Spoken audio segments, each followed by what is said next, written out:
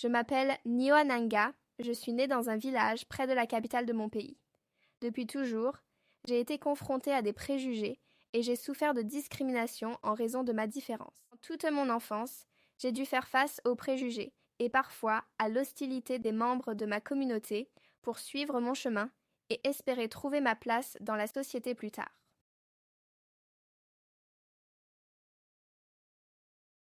Au fil des années, j'ai construit une carapace pour me protéger des jugements et j'ai forgé un cœur fort, rigoureux, déterminé mais également intègre pour conquérir le monde.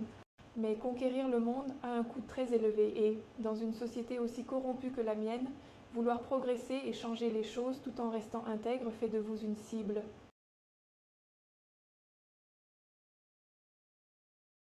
Étant une cible, j'ai été piégée puis dévastée par des individus odieux et mon innocence, que j'avais toujours cherché à préserver, a été bafouée de la pire des manières en une soirée. Après cette épreuve, au lieu de sombrer dans le désespoir, j'ai choisi que, des cendres de Nioa, la femme vertueuse brisée renaîtrait doucement, une femme vicieuse prête à tout bouleverser.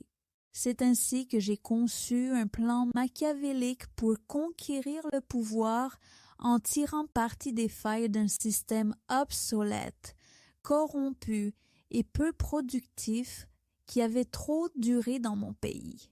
Une fois au pouvoir, j'ai appliqué ma vision de la gouvernance et j'ai exercé un contrôle strict pour remettre le pays sur la bonne voie et le diriger coûte que coûte vers l'émergence.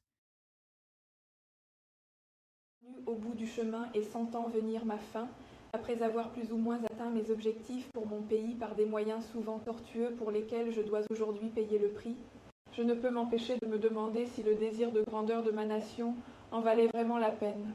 Au final, étais-je une bénédiction ou une malédiction pour mon pays ? Je suppose que mon héritage pour les années à venir fournira des réponses à cette question. Je laisse donc le soin à l'histoire d'en juger.